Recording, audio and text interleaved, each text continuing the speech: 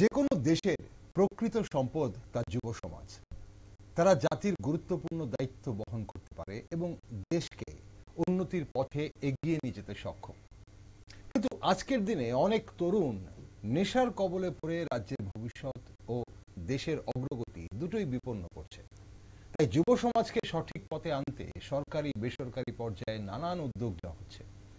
রাজ্যের সেই উদ্যোগেরই এক উজ্জ্বল উদাহরণ যুব বিকাশ কেন্দ্রের হেরিটেজ ফেস্ট, যা তরুণদের সচেতন, দক্ষ ও দেশ গঠনে সক্রিয় করে তুলতে গুরুত্বপূর্ণ ভূমিকা রাখছে। রাজ্যের মুখ্যমন্ত্রী প্রফেসর ডক্টর মানিক সাহার অনুপ্রেরণায় 2022 সালে শুরু হওয়া হেরিটেজ ফেস্ট ইতিমধ্যে আগরতলার সাংস্কৃতিক ঐতিহ্যের এক গুরুত্বপূর্ণ অনুষঙ্গ হয়ে উঠেছে। গত 3 বছর ধরে দেশ বিদেশের তরুণ তরুণীদের অংশগ্রহণে উৎসবটি সফলভাবে অনুষ্ঠিত হয়েছে। আর এবছর 20 নভেম্বর থেকে 26 নভেম্বর অবধি আগরতলার স্বামী বিবেকানন্দ ময়দানে চতুর্থ বর্ষের হেরিটেজ ফেস্ট অনুষ্ঠিত হতে চলেছে। এবছর ভারতবর্ষের 26টি রাজ্য সহ বিভিন্ন দেশ থেকেও অংশগ্রহণকারীরা যুক্ত হবে বলে জানা যাচ্ছে। এই হেরিটেজ ফেস্টের লক্ষ্য কি শুধুই সাংস্কৃতিক আদান প্রদান, নাকি যুব সমাজকে রাষ্ট্র নির্মাণে কোনোভাবে উদ্বুদ্ধ করা হয় বা কোনো ধরনের প্রশিক্ষণের মাধ্যমে দক্ষতা বৃদ্ধি করা হয় এই হেরিটেজ ফেস্টের মাধ্যমে? রাজ্যের যুবরা কিভাবে উপকৃত হবে এই হেরিটেজ ফেস্ট থেকে, চলুন জানা যাক। নমস্কার, আমি দীপেন আর আপনারা দেখছেন নিউজ ভ্যানগার্ড। যুব বিকাশ কেন্দ্রের হেরিটেজ ফেস্ট থেকে কিভাবে রাজ্যের যুবরা উপকৃত হবে, পাশাপাশি চতুর্থ হেরিটেজ ফেস্টের নানান কর্মসূচি, বিস্তারিত আয়োজন কি কি রয়েছে তা সম্পর্কে জানাতেই আজ আমার সাথে রয়েছেন যুব বিকাশ কেন্দ্রের সভাপতি দেবাশিস মজুমদার ও অর্গানাইজিং সেক্রেটারি পিঙ্কু দাস। আপনাদের দুজনকে স্বাগত আজকের অনুষ্ঠানে। নমস্কার। নমস্কার, ধন্যবাদ। দেবাশিসবাবু, এই যে চতুর্থ বর্ষের হেরিটেজ ফেস্ট আয়োজন করতে চলেছেন আপনারা, নিশ্চয়ই এটি একটি বিরাট উদ্যোগ এবং আপনারা প্রশংসার দাবি রাখেন। তবে একটা প্রশ্ন আজ প্রথমেই করতে ইচ্ছে করছে, কারণ এই ধরনের অনুষ্ঠান বা এই ধরনের ফেস্ট করতে গেলে একটা বিশাল আয়োজনের প্রয়োজন হয়। যুবরা করছেন, অনেকটা পরিশ্রম কম হয়ে যায়, তারপরও এই আয়োজনে আপনাদের কোনো ধরনের চ্যালেঞ্জের সম্মুখীন হতে হয় কি, বা এবারও কি হচ্ছেন এমন কিছু? প্রথমে আমি ধন্যবাদ জানাই নিউজ ভ্যানগার্ডকে আজকের এই বিশেষ টক শোয়ে আমাদেরকে আমন্ত্রণ জানানোর জন্য। যেটা আপনি প্রথমেই তুলে ধরেছেন, আমরা চাইছিলাম না এই ধরনের আলোচনায়, বাট রাজ্যের মানুষও নিশ্চয়ই জানতে চায়। আমরা জানি 2022 সালে এই উৎসবটা আমরা প্রথম শুরু করেছিলাম, কিন্তু এর স্বপ্ন কিন্তু এর থেকেও প্রায় 10 বছর আগে থেকে আমরা দেখতে শুরু করেছি যে এই ধরনের একটা অনুষ্ঠান হবে, সারা দেশ দুনিয়া থেকে লোক আসবে, কিন্তু কিভাবে হবে, কিভাবে করব, এটা একটা চ্যালেঞ্জ আমাদের তখনও ছিল, আজও আছে। আজ যে আমাদের চ্যালেঞ্জ নেই তা না, ভালো ভালো মানুষগুলো সঙ্গে জুড়তে চলে গেছে, তাই আজ আমরা এই ধরনের উদ্যোগ নেওয়ার একটা পরিকল্পনা নিতে পারছি। চ্যালেঞ্জ বলেছেন তো, না বলে তো পারি না। রাজ্যের মানুষও জানতে চায় এই অনুষ্ঠানগুলো কিভাবে হচ্ছে, কিভাবে তার আয়োজন হচ্ছে। বলে না, বিন্দু বিন্দু সহযোগিতায় সবকিছু হয়ে যায়, একদম বিন্দু বিন্দুতে সিন্ধু হয়। তো আমাদেরও হালটা এরকমই। অনেকে ভাবে যে ফেস্টিভ্যালে তো আরো 1 মাস আছে, ওরা কেন এত তাড়াতাড়ি এসছে। আমরা 4-5 মাস আগে থেকে, অগস্ট মাসের 15 আগস্টের আমাদের অনুষ্ঠানের পর থেকেই আমরা এই প্রিপারেশন গুলো শুরু করি। বিভিন্ন দপ্তরকে গিয়ে রিকোয়েস্ট করি, এবং বোঝানোটা অনেকটা টাফ হয়ে যায় যে আসলে উদ্দেশ্যটা কি হবে। প্রোগ্রামে এসে তো অনেকেই বলে যায় যে ঠিক আছে, ভালো অনুষ্ঠান হয়েছে, সহযোগিতা তো নিশ্চয়ই করা দরকার, কিন্তু যখন বুঝাতে যাই অফিসগুলোতে যে একটা সমস্যা হয়, সেটা একমাত্র আমরাই বলতে পারবো। আর তারপরেও হাসি মুখে অনুরোধ করি, অনেকে ফিরিয়ে দেয়, তারপরে চলে আসি হাসি মুখে, ওনাকে নিমন্ত্রণ করে আসি, একবার আসুন স্যার বা ম্যাডাম, যেই দেখুন যে যুবকরা, যুব বিকাশ কেন্দ্র তো একটা আয়োজন নিয়েছে, কিন্তু এই যুব সমাজ, ত্রিপুরার যুব সমাজ একটা যে উদ্যোগ নিয়েছে, এই উদ্যোগটাতে কি হচ্ছে, এবং যখন আসে দেখে তখন ওরা হাত বাড়িয়ে দেয়। আর এবছরও মানে চ্যালেঞ্জ কোনো অংশে কম নেই, অনেকটা চ্যালেঞ্জ, গতবারের তুলনায় এবছর অনেকটা আরো চ্যালেঞ্জ, কিন্তু আমরা আশাবাদী অনুষ্ঠান যখন হবে সবার সহযোগিতায় আমরা ওই চ্যালেঞ্জগুলো থেকে বেরিয়ে আসতে পারবো। ওকে দেবাশিসবাবু, এখানে এই প্রশ্নটার সঙ্গে আমি জুড়ে দিতে চাইবো, কারণ আপনাদের প্রতি বছর আমরা যেটা দেখতে পাচ্ছি যুব বিকাশ কেন্দ্রের এই যে হেরিটেজ ফেস্ট, আপনারা উত্তরোত্তর আপনাদের আয়োজনটা বড় হচ্ছে, আপনারা বড় আকারে আয়োজন করছেন, এবং সেটা শুধু আপনাদের জন্য নয়, এটা আমাদের রাজ্যের জন্য একটা গর্ব যে আমাদের রাজ্যের যুবরা বা একটি সংগঠন বা সংস্থা বা যেটাই বলুন আপনারা এই ধরনের একটা আয়োজন করছে। এখন এখানে আপনি যেটা বললেন যে আপনারা বিভিন্ন অফিসে যান বা বিভিন্ন সংস্থার কাছে হয়তো যান বা বিভিন্ন সরকারি বেসরকারি দপ্তরে আপনারা হয়তো যান, যেহেতু যুবদের সঙ্গে যুক্ত এবং আমাদের রাজ্যের যুবরা যাতে সঠিক পথে থাকে, তারা যেন বিপথে না যায়, সেই জায়গায় দাঁড়িয়ে আপনারা সবার কাছে সবার যে মানসিকতাটা আপনারা দেখেন সেখানে তাদের যে সহযোগিতার মধ্যে, সেটা কি প্রকাশ পায় যে যুবদের জন্য কিছুটা করার জন্য সবাইকে এগিয়ে আসা উচিত? অ্যাকচুয়ালি পায় না বলাটাও মুশকিল, কারণ অনেকখানে দেখা যায় আমরা যেটা এক্সপেকটেশন নিয়ে যাই এর থেকে অনেক বেশি সহযোগিতা করে। আচ্ছা। কিন্তু অনেকটা জায়গায় দেখা যায় যাদের করার সামর্থ্য থাকে কিন্তু তারাও হয়তো কোনো কারণে পিছিয়ে থাকে বা ওরাও অপেক্ষা করে যে এটার ফ্রুটফল কি আসে একটু দেখে নেই। এগুলো অনেক সময় আমাদেরকেও মনটা ছোট করে দেয়। অনেক সময় জানি যে এই জায়গাটা থেকে আমাদের এই অনুষ্ঠানটাকে সহযোগিতা করা যেতে পারে, কিন্তু দেখা যায় যখন আমরা ব্রিফ করি বা পুরো প্রেজেন্টেশন দেই, পারার পরেও তাদের হাতটা ওইভাবে আসে না। কিন্তু বাইরের মানুষ তো সেটা বুঝতে পারে না, মানে আউট অফ পিকচার যারা থাকে তারা তো মনে করছে যেহেতু এতগুলো দেশ থেকে রাজ্য থেকে ছেলেমেয়েরা আসছে, এত বড় অনুষ্ঠান হচ্ছে, নিশ্চয়ই এরা হয়তো অনেক সহযোগিতা পাচ্ছে, অনেকে অনেক রকম বলেও থাকে। কিন্তু আলটিমেটলি আমরা বলি আপনারা যারা চর্চা করছেন একবার আসুন, আমরা পুরো ময়দানটা আপনাদের দেব, সারা দেশের লোকজনদেরকে আমন্ত্রণ করে এনে দেব, করে দেখুন কিরকম লাগে। একদম, তার জন্যই আমি শুরুতেই বলছিলাম যে আপনাদের এই উদ্যোগ অবশ্যই প্রশংসার দাবি রাখে। আসবো আপনার কাছে আরেকবার। পিঙ্কুবাবু, এই যে যুব বিকাশ কেন্দ্রে আমরা যদি যারা আয়োজন করছেন আপনারা, হেরিটেজ ফেস্টটা আমরা সবাই দেখছি, কিন্তু যুব বিকাশ কেন্দ্র যেটা দেবাশিসবাবু বলছিলেন যে 2022 সালে হেরিটেজ ফেস্ট শুরু করেছে, কিন্তু তারও 10 বছর আগে আপনাদের স্বপ্ন ছিল। তার মানে আমরা কি ধরে নেব যে যুব বিকাশ কেন্দ্র অনেক আগে থেকেই তার অস্তিত্ব আছে? তো যেটা জানতে চাইছি আপনার কাছে, আপনাদের মূল উদ্দেশ্য কি, যুব বিকাশ কেন্দ্রের মূল উদ্দেশ্য কি, এবং আপনারা কবে থেকে এবং কি ধরনের কাজ করছেন সমাজের জন্য? সর্বপ্রথম আমি নিউজ ভ্যানগার্ড চ্যানেলকে ধন্যবাদ জানাই যে আপনারা আমাদের যুব বিকাশ কেন্দ্র পরিবারের যে উদ্যোগ হেরিটেজ ফেস্ট, সেটাকে রাজ্যের মানুষের কাছে পৌঁছে দেওয়ার এটা উদ্যোগ আপনারা নিয়েছেন, একটা আলোচনার জায়গা করে দিয়েছেন। আপনি যে প্রশ্নটা করেছেন যে আমরা আমাদের যুব বিকাশ কেন্দ্রের উদ্দেশ্যটা কি এবং আমাদের অস্তিত্বটা বা আমাদের কাজটা আমরা কবে থেকে শুরু করি, মূলত 2014 সাল থেকে বা তার 6 মাস আগ থেকে আমাদের এই কাজকর্ম আমরা শুরু করি। তখন মনে একটা স্বপ্ন ছিল যে এই রাজ্যের স্বার্থে আমরা যুব সমাজকে কিভাবে একত্রিত করে রাজ্যের অগ্রগতি মানুষের সুবিধার্থে কি করতে পারি, যাতে করে আমাদের এই রাজ্যের নাম শুধু ভারতবর্ষে না, ভারতবর্ষের বাইরের মানুষের জানতে পারে যে ত্রিপুরা রাজ্যে একটা অনুষ্ঠান হয় এবং যুবকরা সমাজকে সুস্থ রাখার জন্য, সুশৃঙ্খল রাখার জন্য এবং সমাজকে এগিয়ে নেওয়ার জন্য ঐক্যবদ্ধ হয়ে একটা উদ্যোগ নিয়েছে এবং তারই এই উদ্যোগের ফসল হচ্ছে আমাদের এই হেরিটেজ ফেস্ট। ওকে, তাহলে আপনারা বলছেন 2014 থেকে আপনারা কাজ শুরু করেছেন এবং যুবদের নিয়ে কাজ করছেন। আমি ধীরে ধীরে আলোচনায় অবশ্যই আসবো আরো যুবদের নিয়ে কি কাজ করেন, কিন্তু মূল বিষয় যেটা আজকে আমাদের হেরিটেজ ফেস্ট এবং চতুর্থবার আপনারা এই আয়োজন করছেন, এই হেরিটেজ ফেস্টে আমরা শুনতে পাচ্ছি বহু দেশ থেকে যুব শিল্পীরা আসছে, তো সেখানে আপনাদের আয়োজনটা এবার কেমন একটু যদি আমাদের বলেন।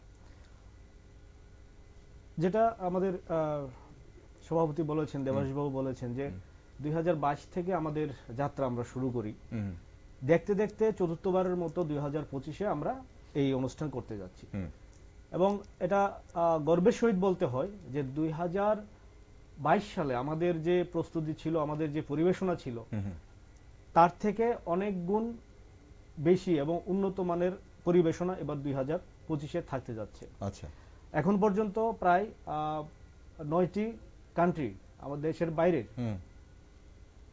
তারা সহমত পোষণ করেছেন এবং কনফার্ম ওনারা আসবেন। আচ্ছা, এর মধ্যে আমাদের পার্শ্ববর্তী রাষ্ট্র শ্রীলঙ্কা আছে, নেপাল আছে, তারপর ক্যারিবিয়ান কয়েকটা কান্ট্রি আছে, আচ্ছা, আফ্রিকান কয়েকটা কান্ট্রি আছে, এবং প্রত্যেকে ওনাদের টিকিট বা আসা যাওয়ার সব শিডিউল আমাদের সাথে শেয়ার করেছেন, ওনারা কনফার্ম ওনারা আসবেন। আচ্ছা, এবং এবার আমাদের প্রস্তুতি একটু বড় আকারে অবশ্যই আমরা নিয়েছি, কারণ এর আগেও 2000 রাজ্যের মানুষের সহযোগিতায় রাজ্যের যিনি আমাদের থেকে আপনার গত বছর ভাবনাটা কি, মানে এই ধরনের একটা ফেস্ট করার পেছনে কি মনে হয়, যুবরা কিভাবে উপকৃত হয় এই ধরনের ফেস্টের মাধ্যমে? দেখুন, নামটাতে একটু টুইস্ট এনেছি। আচ্ছা, ফেস্ট আসলে আমি যদি এটার উদ্দেশ্য বলতে চাই তাহলে আমার কাজকর্মের একটা পরিধিও আলোচনা করতে হবে। আচ্ছা, 2008 সালে আমি প্রথম ত্রিপুরা থেকে আমার ব্যক্তিগত জীবনে বাইরে যাই, ন্যাশনাল ইন্টিগ্রেশন একটা ক্যাম্প অ্যাটেন্ড করতে যাই। আচ্ছা, এবং সেই ক্যাম্পটাতে এত একটা মজা পেয়েছিলাম, এত কিছু শিখতে পেরেছিলাম যে আমি ওই সময়টা থেকে 2014-15-16 তো আমরা দেখেছি যে যুবকরা ধীরে ধীরে একটু অংশের লোককে আমরা এই নামে আকৃষ্ট করে আছি। অনুষ্ঠানটা কিন্তু শুধু বিকেলের অনুষ্ঠান নয়, আমাদের অনুষ্ঠানটা শুরু হয় সকাল 4:55 থেকে।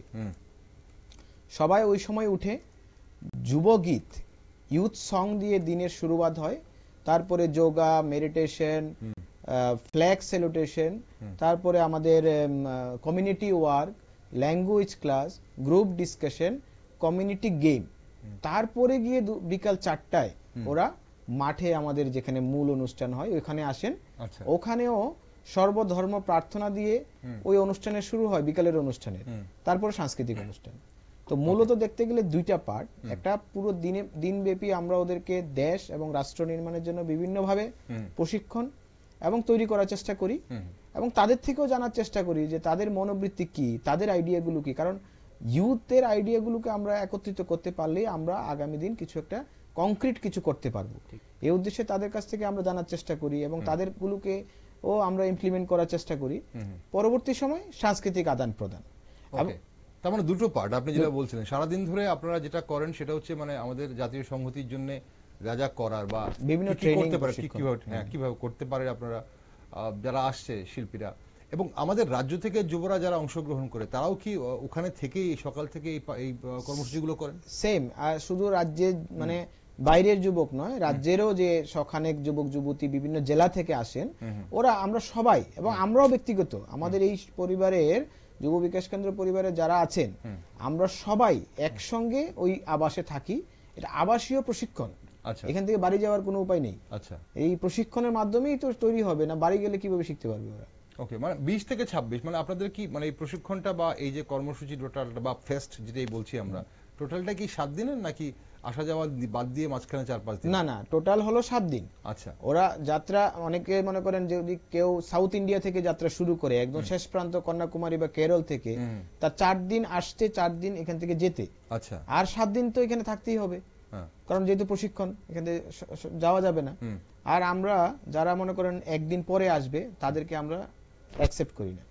যেহেতু শিবির, যেহেতু আমরা ট্রেনিং ক্যাম্প বলি, আমাদের ফেস্ট যাই বলি, ডিসিপ্লিনে একদম 19 তারিখ ওরা রিপোর্টিং করবে এখানে, এবং 27 তারিখ ওরা এখান থেকে বিদায় নেবে আমাদের কাছ থেকে। ওকে, আমি আসবো আপনার কাছে আরেকবার।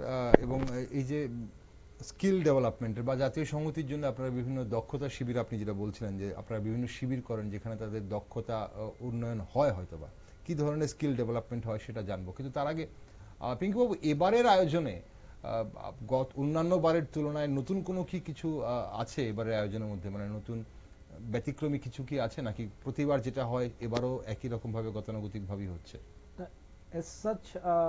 নতুন কিছু বলতে যেমন আমাদের যে ক্যাম্পের যে স্টাইলটা, বেসিক জিনিসটা আমাদের ঠিকঠাক, এটা আমরা কোনো ধরনের পরিবর্তন আনি না।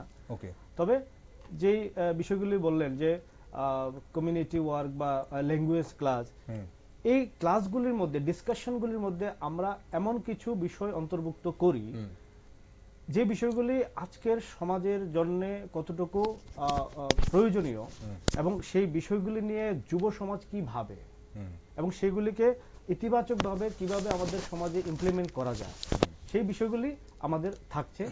হ্যাঁ, পাশাপাশি এই যে বিকালবেলার যে অনুষ্ঠানটা আস্তাবল মাঠে যেগুলি আমরা করি, এখানে তো এক্সিবিশন থাকছে, কালচারাল প্রোগ্রামের পাশাপাশি এক্সিবিশনও থাকছে। আচ্ছা, এখানে আমাদের রাজ্যের বিভিন্ন জেলা থেকে যে সেলফ হেল্প গ্রুপের যে দিদিরা আছেন ওনারা পার্টিসিপেট করছেন এবং আমরা বিশেষভাবে ওনাদের কাছে একটা বার্তা দিয়েছি যে আমাদের রাজ্যে ট্র্যাডিশনাল যে জিনিসগুলি আছে, খাবার হতে পারে, পোশাক হতে পারে, আমাদের সংস্কৃতি, আমাদের বাসবেতের জিনিস, সেটা শুধু ত্রিপুরা রাজ্যে না, আমাদের হ্যান্ডলুমের জিনিস আমাদের রাজ্যের বাইরে এটার জনপ্রিয়তা অনেক।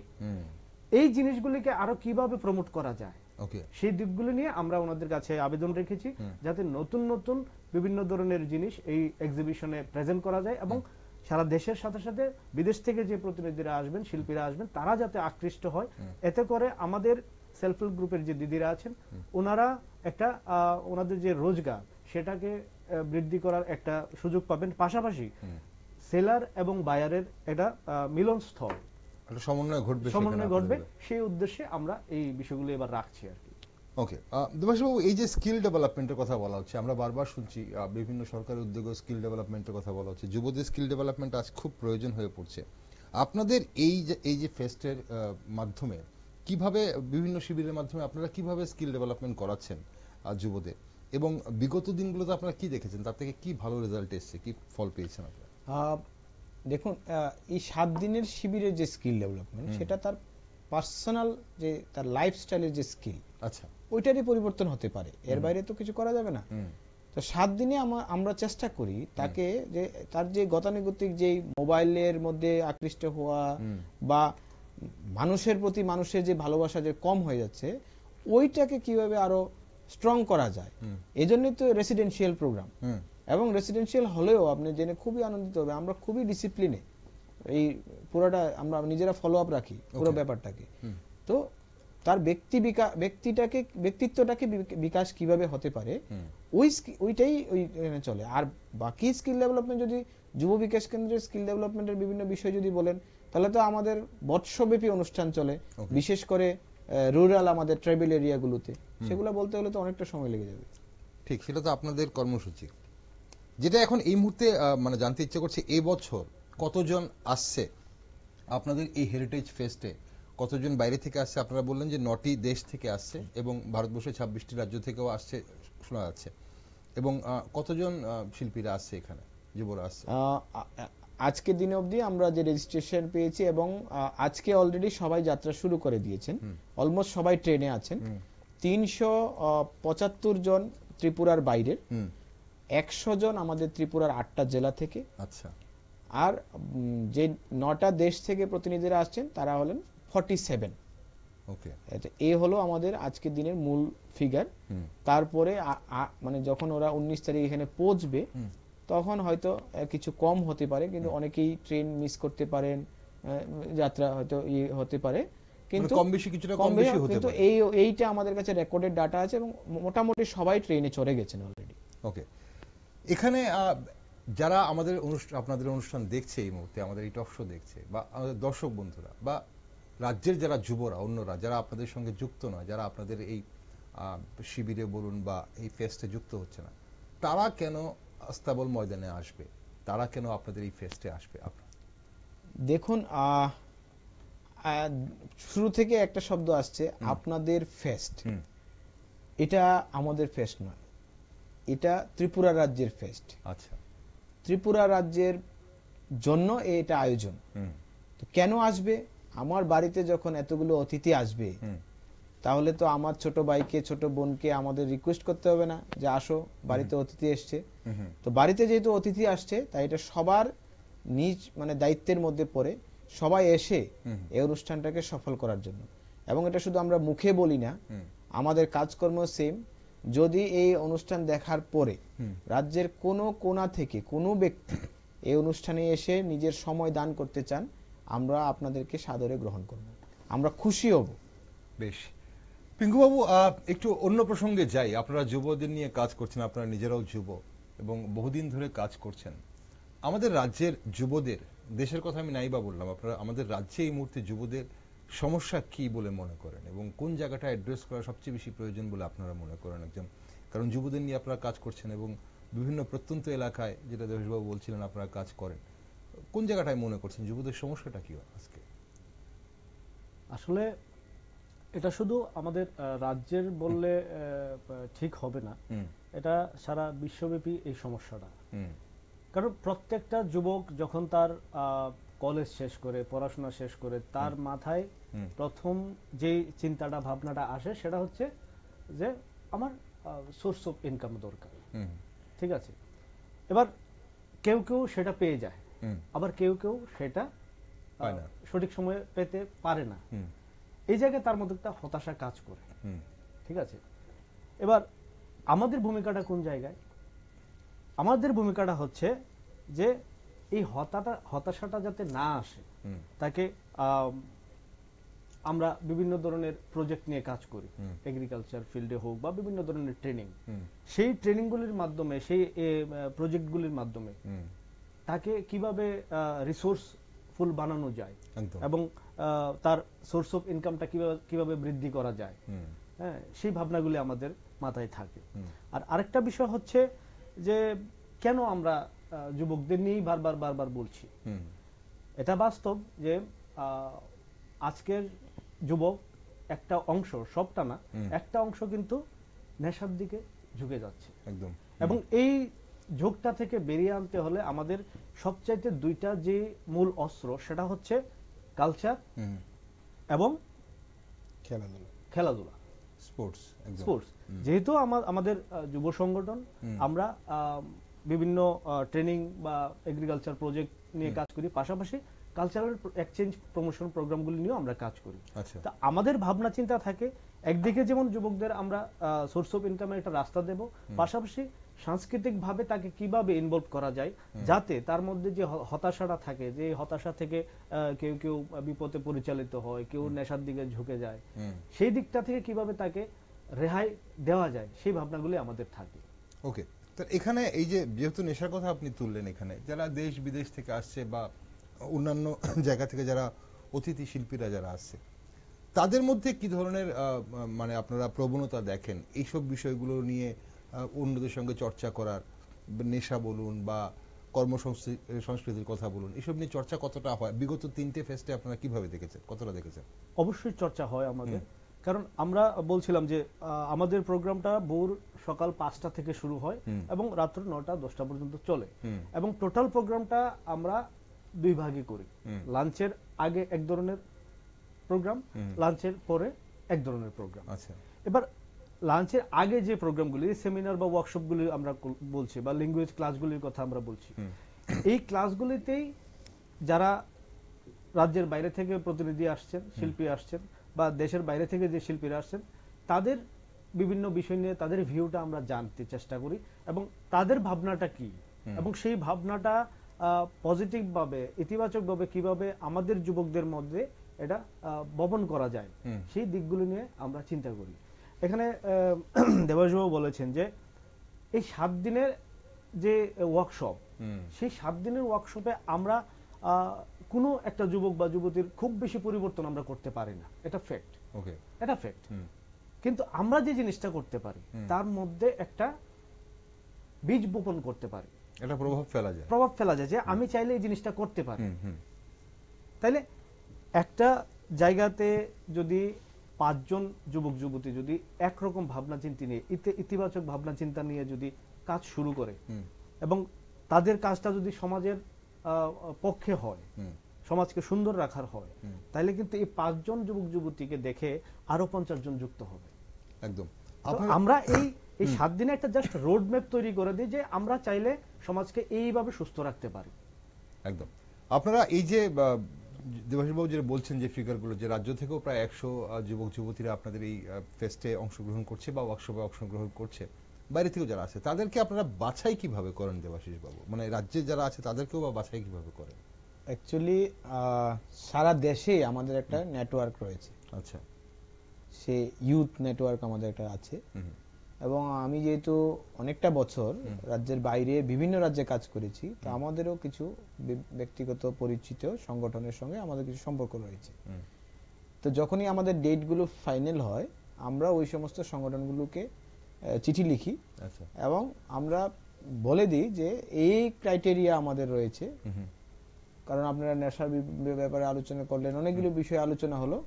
এই ক্রাইটেরিয়া গুলো যদি ফুলফিল করে, এই এজ লিমিটের মধ্যে আমাদের প্রতি রাজ্য থেকে 10 থেকে 12 জন বা 15 জন ম্যাক্সিমাম আপনারা প্রতিনিধিত্ব পাঠান।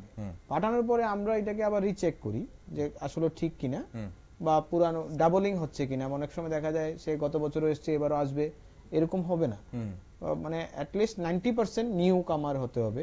মানে প্রথমবারই আমরা ওদেরকে অ্যালাউ করি, একই মুখ বারবার এমন যেন না হয়, এটা আমরা একদম খেয়াল রাখি। এভাবে তো বাইরের গুলো সিলেকশন হয়। ত্রিপুরাতে বিভিন্ন জায়গায় আমাদের ইউনিট রয়েছে। ইউনিটের মাধ্যমে আমরা ওই সমস্ত এলাকার মানে কলেজে পড়ুয়া বা সামাজিক কাজের সঙ্গে জড়িত ছেলে মেয়েদেরকে আমরা সিলেকশন করি। এটা অনেক আগে থেকে শুরু হয়। আমরা সিলেকশনটা এই প্রসেসে করি, আমরা যখন ভিলেজ লেভেলে কাজ করতে যাই, আমাদের সঙ্গে কারা কারা জড়িত হয় বা তাদের অ্যাক্টিভিটি কি, ওগুলা দেখার পরে আমরা তাদেরকে রিকোয়েস্ট করি বা তাদেরকে আমরা জানাই যে ওখানে আমাদের যে ইয়ারলি যে অনুষ্ঠান এটা আছে, আপনারা আসুন, জড়িত হন। এইভাবেই আমরা সিলেকশনগুলো হয়। দিবসবাবু, অবশ্যই আপনারা যুবরা কাজ করছেন, আমি বারবার বলছি, যেটা প্রশংসার দাবি রাখি। এবং আপনি বলছিলেন যে এই ফেস্ট শুধু আপনাদের নয়, এটা গোটা ত্রিপুরার ফেস্ট, এবং ত্রিপুরা সত্যি ত্রিপুরার গর্ব। কারণ এইভাবেই কিন্তু একটা ছোট্ট চারা গাছ একদিন একটা বট বৃক্ষে পরিণত হয়, একটা মহিরুহে পরিণত হয়। তো আপনাদের এই বা আমাদের ফেস্ট বলবো, এটাও হেরিটেজ ফেস্টের জন্য একদিন মহিরুহে পরিণত হবে। তবে গাইডেন্স কেমন ভাবে পান? রাজ্যের অভিভাবকের কথা আপনি বললেন, মুখ্যমন্ত্রীর কথা আপনি বললেন, পাশাপাশি অন্যরা যারা আছেন, যারা সিনিয়র সিটিজেন্সরা আছেন, বুদ্ধিজীবীরা আছেন, যারা বিত্তশালীরা আছেন সমাজের, তাদের কাছে সব অ্যাঙ্গেল থেকে, সব সমাজের কাছ থেকে আপনারা গাইডেন্স পান, বা আপনারা কি গাইডেন্স নেন? না, আমরা সবার কাছ থেকে গাইডেন্স নেই। আমাদের যে ম্যানেজমেন্ট কমিটি রয়েছে, এখানে আমাদের চেয়ারম্যান আছেন, ভাইস চেয়ারম্যান আছেন, ওরা সবাই গার্জিয়ান, এ রাজ্যের সুনামধন্য গার্জিয়ান। আচ্ছা, তো আমরা ওদের থেকে গাইডেন্স সবসময় নিই। আমরা কিছু করার আগে এটা দুজন একজনের ডিসিশনে হয় না। এখানে পুরো আমাদের প্রথম আমরা নিচের লেভেলে, আমাদের লেভেলে আমরা এটাকে একটা প্ল্যান করি, গার্জিয়ানদের কাছে আমরা প্লেস করি, ওদের সহমতি নেই।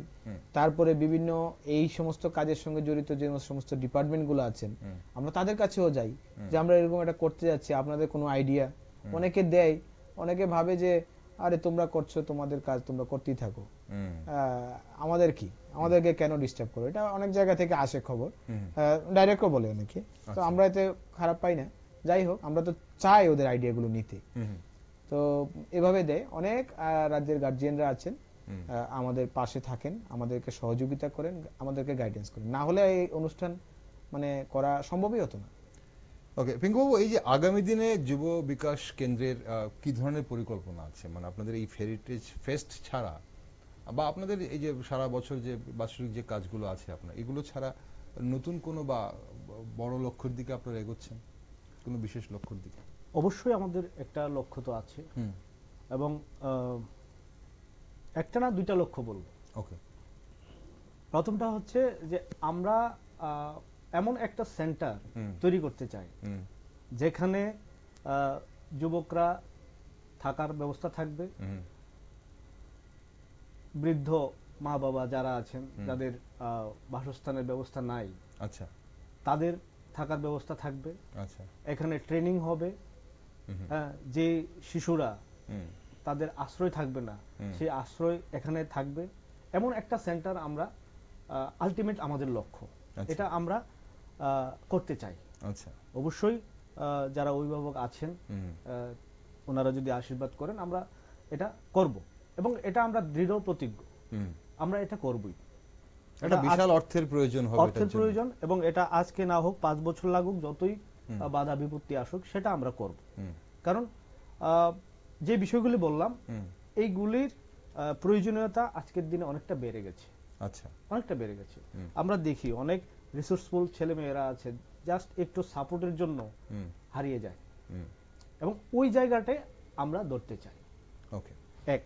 2 নাম্বার যে জিনিসটা, আগামী দিন বড় পরিকল্পনার কথা বলছেন, এই হেরিটেজ ফেস্ট নিয়ে আমাদের দ্বিতীয় টার্গেট। সেই টার্গেটটা কি? আমরা দেখি অরুণাচল বা নাগাল্যান্ড বা আসাম, তার একটা থিম প্রোগ্রাম প্রতি বছর প্রতিপালিত হয়। আচ্ছা, কোনো হর্নবিল বা বিহু এই ধরনের। আমরা চাইছি আজকের দিনে সাচ ত্রিপুরাতে এমন কোনো প্রোগ্রাম নেই যেটা সারা ভারতবর্ষের মানুষ বা বিদেশের মানুষ জানে যে এটা ত্রিপুরার নিজস্ব প্রোগ্রাম। আমাদের লক্ষ্য হচ্ছে, আমাদের সভাপতি বলেছেন যে হেরিটেজ ফেস্টের উদ্যোগটা যুব বিকাশ কেন্দ্র নিয়েছে, কিন্তু এটা এই রাজ্যের প্রোগ্রাম, এই রাজ্যের সবাই তার উদ্যোক্তা। একদম ঠিক আছে। তো এই হেরিটেজ ফেস্টটাকে এমন মানে মাপে নিয়ে যাওয়া যে এটা সারা ভারতবর্ষের মানুষ, বিদেশের মানুষ যে জানতে পারে যে না, এই সময়ে ত্রিপুরা রাজ্যে এই ফেস্টিভ্যালটা হয়। এটা হচ্ছে আমাদের দ্বিতীয় টার্গেট। ওকে, আপনারা এই মুহূর্তে আমরা যদি বলি যে জাতীয় স্তরে তো বটেই, আন্তর্জাতিক স্তরেও আপনারা পৌঁছে গেছেন এই হেরিটেজ ফেস্টের মাধ্যমে, কিন্তু আন্তর্জাতিক পর্যায়ে এর আরো প্রসার বা প্রচার ঘটানোর জন্য আপনারা কোন ধরনের উদ্যোগ নিচ্ছেন বা আগামী দিনে নেওয়ার পরিকল্পনা আপনাদের আছে? পরিকল্পনা অনেকগুলো রয়েছে, কিন্তু পরিকল্পনা বাস্তবায়নের জন্য আমাদের পাশে, মানে এক কথায় বলতে গেলে রাজ্য সরকারের আরো একটু বেশি করে থাকতে হবে। আচ্ছা, অনেক সময় রিকমেন্ডেশনের কারণে অনেক জায়গায় আমরা গিয়ে পৌঁছতে পারি না, সেই রিকমেন্ডেশনটা কে দেবে? তো এটা একটা প্রশ্ন হয়ে দাঁড়ায়, এবং কেন দেবে এটাও একটা প্রশ্ন হয়ে দাঁড়ায়। আপনি এখানে রাজ্য সরকারের কথা বললেন, রাজ্য সরকারের রেকমেন্ডেশনের কথা বলছেন। আপনি মুখ্যমন্ত্রী, আপনাদের অনুপ্রেরণায় আপনাদের এই ফেস্ট শুরু হয়েছে, এবং আপনি বললেন যে শুরুতেই যে মুখ্যমন্ত্রী আপনাদের এই ফেস্টের সঙ্গে খুব মানে জড়িত আছেন, বা এই ফেস্টকে উনি খুবভাবে অভিভাবক উনি। এখন প্রশ্ন হচ্ছে যে তাহলে এই যে এই রেকমেন্ডেশনগুলো কোথা থেকে আসে না, বা চ্যালেঞ্জটা কোথায় হয়? এগুলো বিভিন্ন দপ্তরের কথা বলছেন আপনি? বিভিন্ন নিচু স্তরে অনেকগুলো জায়গায় থাকে এগুলো। মানে অনেক সময় উপর থেকে সবকিছু সহযোগিতা পাওয়ার পরেও নিচের স্তরে অনেকটা ইয়ে থেকে যায়। এগুলো মানে ফাইলটা কোনো একটা জায়গায় লাল ফিতে আটকানো থাকে। এগুলো নাই বললাম। আমরা পরবর্তী প্রকল্পের জন্য বলছি, পরবর্তী কারণ বড় করতে গেলে এই যে এবছর দেশগুলো থেকে আসছে, এমবাসি গুলোতে গিয়ে যোগাযোগ করে ওদেরকে কনফার্ম করে এখানে আনা, এটা তো আপনারাও জানেন, এবং যারা আমার বক্তব্য শুনছেন তারা নিশ্চয়ই রিয়েলাইজ করতে পারবেন যে কতগুলো টাফ। এক্ষেত্রে যদি একটা সোর্স থেকে রিকমেন্ডেশনটা যেত, তাহলে আমাদের কাজগুলো আরো স্মুথ হতো। আজকে 9টা আসছে, আমি 2022 সালে, আপনাদের সবার মনে আছে হয়তো, যখন উদ্বোধন হচ্ছিল আমার চোখ দিয়ে জল আসছিল, এবং আমি মুখ্যমন্ত্রী বলেছি যে এই অনুষ্ঠানটা এই মাপে হচ্ছে, আগামী দিন এটাকে আমরা আরো বড় করব। 2023 সালে আমরা দেখিয়েছি যে 4টা দেশ থেকে এখানে লোক এসেছিল। 2024 সালে কোনো না কোনো কারণে 2টাই দেশ থেকে লোক এসেছে, বাকিগুলোকে আমরা আনতে পারিনি। এবং উদ্বোধনী অনুষ্ঠানে সবাই জিজ্ঞেস করছিলেন এর আগের বছর কিছু আরো দেশ ছিল, এবছর কেন আসেনি। আমরা মঞ্চ থেকে তো আর বলতে পারি না যে অসহযোগিতার কারণে এগুলো হয়ে উঠেনি। তো এবছর আমরা অনেক আগে থেকেই বিভিন্ন এমবাসির সঙ্গে যোগাযোগ শুরু করি, কারণ আমাদের একটা টার্গেট ছিল যে কোনো না কোনো ভাবে আমাদের সংখ্যা বাড়াতেই হবে। কারণ আমাদের স্বপ্ন হলো দেশ এবং দুনিয়ায় যেন হেরিটেজ ফেস্টকে সবাই জানে, এবং এই স্বপ্নে আমরা 9 অবধি গেছি, এবং এটা 9 থেকে 90 হওয়াটা কোনো কঠিন ব্যাপার নয়, আমরা রাস্তা পেয়ে গেছি। কিন্তু আমাদের পিছনে সবার একটু আশীর্বাদ, একটু সহযোগিতা, একটু গাইডেন্স আরো প্রয়োজন।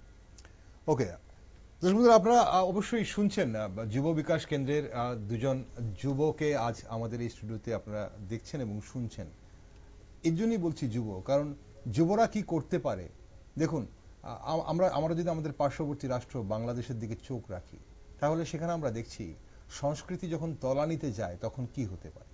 তখন শিক্ষকের গলায় জুতোর মালা ঝুলে দেয় এই যুবরা, ছাত্র যুবরা। কিন্তু আমরা আশাবাদী বাংলাদেশ এই অন্ধকার সময় থেকে বেরিয়ে আসবে, আলো একদিন ফুটবে।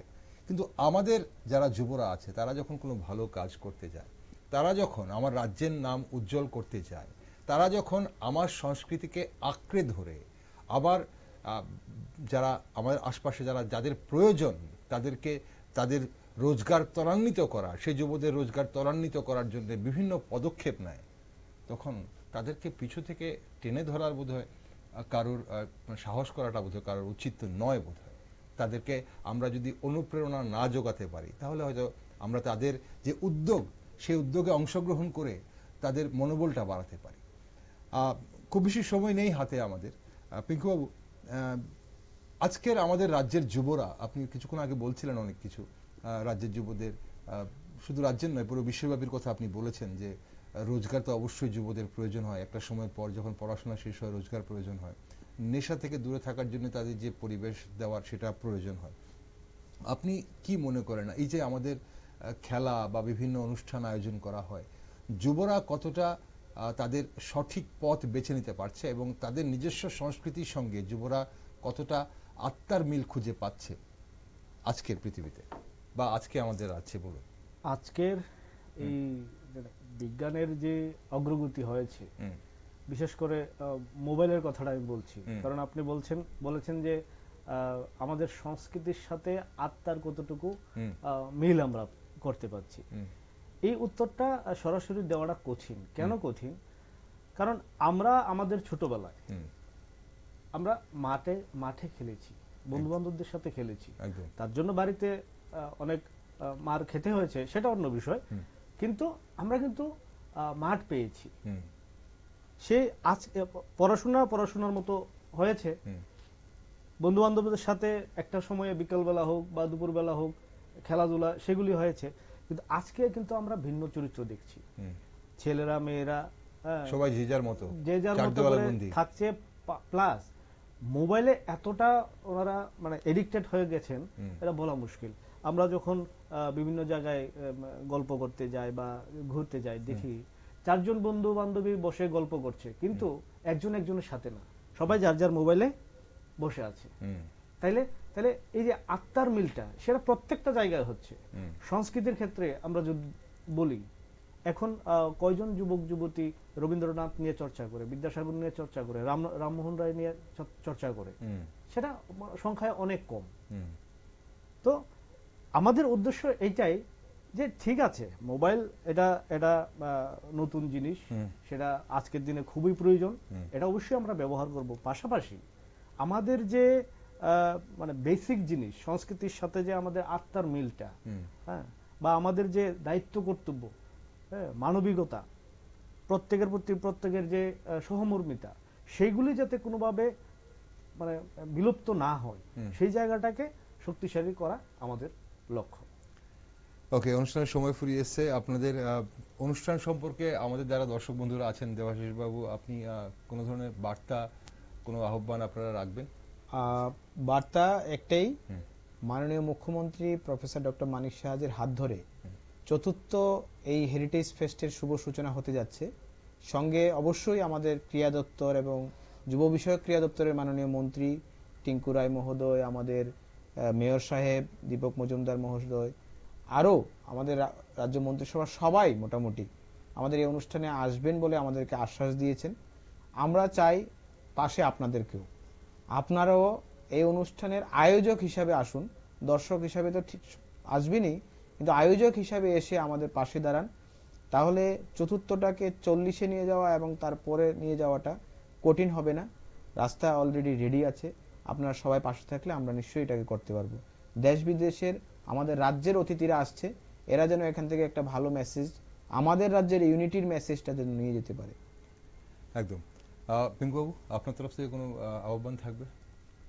আহ্বান একটাই থাকবে যে ভালো কাজ করতে গেলে আজকের দিনে পেছনে টানার লোক অনেক থাকে, এবং সেই সংখ্যাটা যাতে আমরা কমাতে পারি তার জন্য সবার কাছে এটা আহ্বান থাকবে, আপনারা আসুন এবং আমরা সবাই মিলে রাজ্যের এই অনুষ্ঠান হেরিটেজ ফেস্ট 2025কে যাতে সাফল্যমণ্ডিত করতে পারি। সবাই সহযোগিতার হাত বাড়িয়ে দেন, সবাই অংশগ্রহণ করবেন। সবাইকে ধন্যবাদ। অসংখ্য ধন্যবাদ দেবাশিস বাবু আপনাকে, অসংখ্য ধন্যবাদ পিঙ্কুবাবু আপনাকে সঙ্গে থাকার জন্য এবং আপনাদের অনুষ্ঠান বা আপনাদের হেরিটেজ ফেস্ট, আবারও আপনাদের বলছি, ত্রিপুরার হেরিটেজ ফেস্ট সাফল্য পাক। এবারও বিগত দিনগুলোর মতো এবারও খুব ভালো অনুষ্ঠান হোক আপনাদের। দর্শক বন্ধুরা, আজকের আলোচনায় আমরা দেখলাম যুব সমাজ কোনো দেশের বোঝা নয়, বরং সামনের দিনগুলোকে এগিয়ে নিয়ে যাওয়ার শক্তি, যদি তাদের সঠিক পথে পরিচালনা করা হয়। আর ত্রিপুরার যুব বিকাশ কেন্দ্রের হেরিটেজ ফেস্ট সেই শক্তিকে সঠিক পথে পরিচালিত করার এক উজ্জ্বল উদ্যোগ।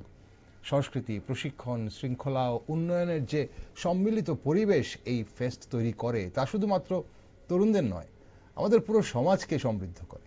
তাই রাজ্যের সকল অভিভাবক, যুবক যুবতী, শিক্ষক, সমাজকর্মী এবং রাজ্যের প্রতিটি সচেতন নাগরিককে আগামী 20 থেকে 26 নভেম্বর 2025 স্বামী বিবেকানন্দ ময়দানে অনুষ্ঠিত হেরিটেজ ফেস্টে অংশগ্রহণ করার আহ্বান রেখেছেন দেবাশিস বাবু এবং পিঙ্কু বাবু। তবে আমরা বিশ্বাস করি সংস্কৃতি, প্রশিক্ষণ ও ঐতিহ্যের সম্মেলনে হেরিটেজ ফেস্ট 2025 আবারও আগরতলাকে রাঙিয়ে তুলবে নতুন উদ্দীপনায়। আর আপনারা সব নিউজ, আপডেট ও টক শো দেখার জন্য চোখ রাখুন শুধুমাত্র নিউজ ভ্যানগার্ডে।